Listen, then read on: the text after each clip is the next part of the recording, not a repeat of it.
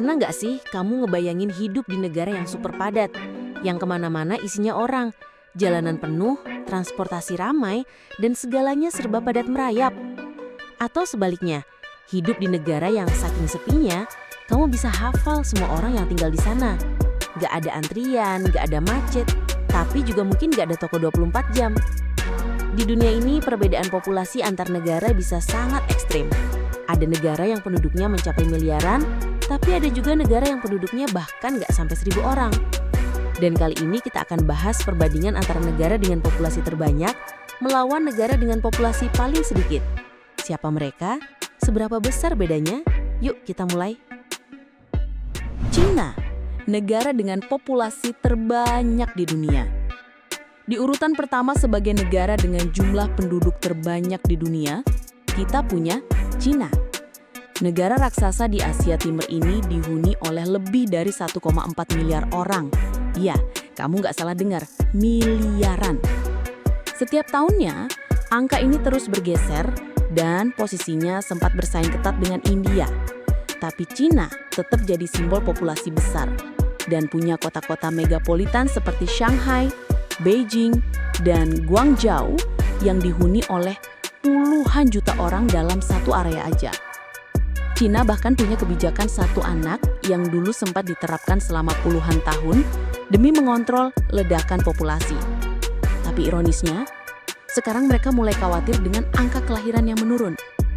Dengan jumlah populasi segede itu, apapun yang terjadi di Cina punya pengaruh besar ke dunia, baik secara ekonomi, politik, sampai lingkungan.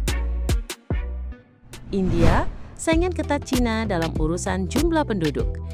Kalau Cina di posisi pertama, maka India duduk nyaman di posisi kedua, atau bahkan udah melampaui Cina di beberapa data terbaru.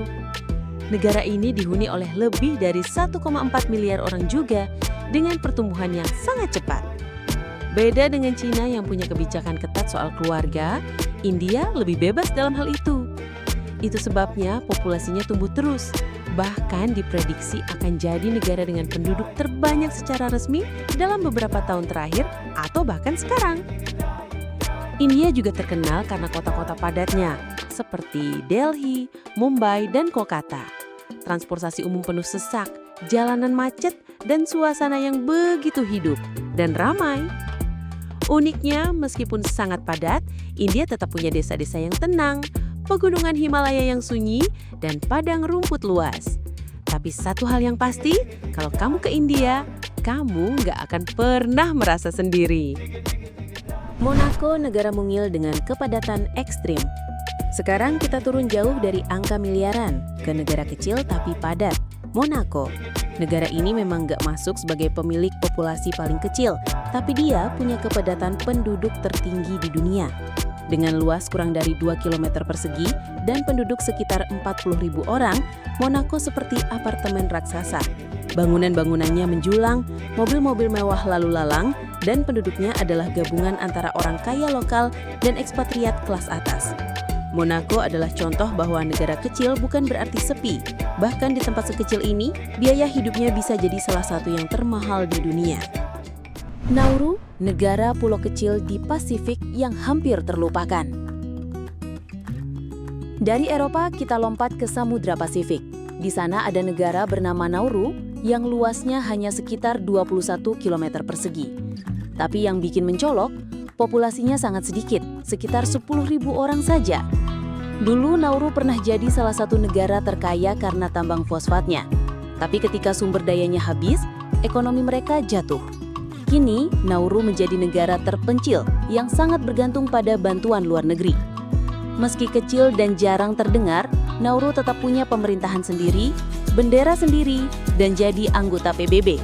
Contoh nyata bahwa sekecil apapun negara, mereka tetap berdaulat. Liechtenstein, negara tanpa bandara internasional.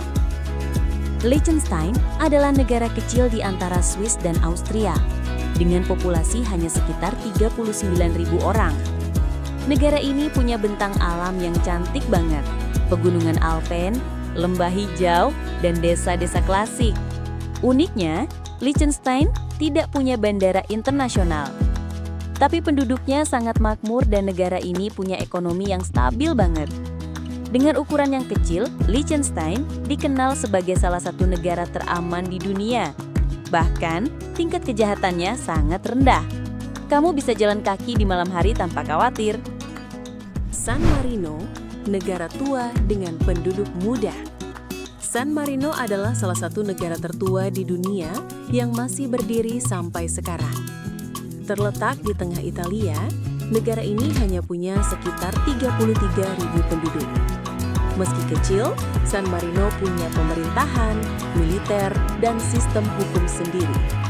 Mereka juga dikenal punya kebanggaan nasional yang tinggi, termasuk dalam sepak bola, meskipun sering jadi bulan-bulanan di kualifikasi Eropa.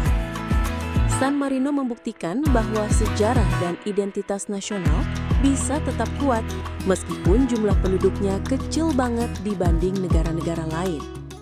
Tuvalu, negara yang terancam hilang. Tuvalu adalah negara kepulauan kecil di Pasifik dengan populasi sekitar 11.000 orang. Tapi yang bikin ngeri, negara ini diprediksi akan tenggelam dalam beberapa dekade ke depan karena naiknya permukaan air laut. Dengan penduduk yang tinggal di dataran rendah, perubahan iklim bukan sekadar isu, tapi ancaman nyata. Pemerintah Tuvalu sendiri bahkan sempat bikin pernyataan bahwa mereka sedang menyusun strategi negara digital kalau tanah mereka hilang. Jadi, meski penduduknya sedikit, perjuangan mereka dalam menjaga eksistensi negara sangat besar. Palau, negeri tropis dengan hati yang besar. Palau adalah negara kepulauan kecil yang juga berada di Pasifik. Populasinya hanya sekitar 18.000 jiwa, tapi mereka punya komitmen besar terhadap lingkungan. Palau adalah salah satu negara pertama yang melarang penjualan tabir surya berbahaya demi melindungi terumbu karangnya. Mereka juga menjaga laut dan hutannya dengan serius, meski harus melawan kepentingan bisnis besar. Dalam hal lingkungan, Palau adalah negara kecil dengan pengaruh besar. Dan populasi yang sedikit justru membuat masyarakatnya bisa kompak menjaga alam mereka. Vatikan, negara paling kecil dan paling sepi di dunia.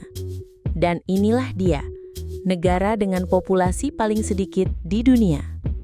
Vatikan City, dengan luas hanya 0,49 km persegi dan jumlah penduduk tetap hanya sekitar 800 orang, Vatikan adalah negara terkecil sekaligus paling sepi. Tapi jangan salah, kekuatannya luar biasa. Vatikan adalah pusat agama Katolik dunia dan tempat tinggal paus. Meski kecil, Vatikan punya sistem politik, keamanan, bahkan ekonomi sendiri. Mereka punya Garda Swiss sebagai pasukan pengaman khusus dan banyak aset bernilai tinggi seperti karya seni dan bangunan sejarah.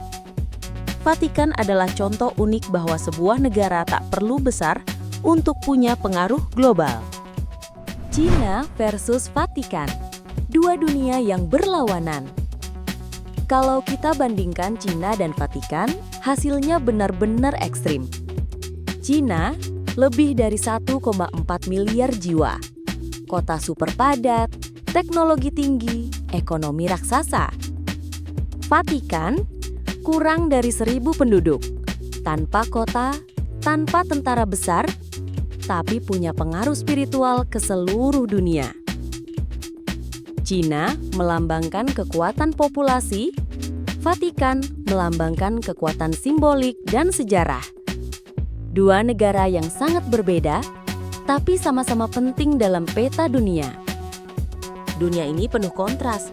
Ada negara yang super padat, ada juga yang sepi banget. Tapi pada akhirnya, besar kecilnya sebuah negara bukan cuma soal angka, tapi soal siapa mereka dan apa pengaruh mereka di dunia. Dari hiruk-pikuk jalanan di India hingga sunyinya jalan setapak di Palau, semuanya menunjukkan satu hal, bahwa dunia ini begitu beragam, begitu luar biasa.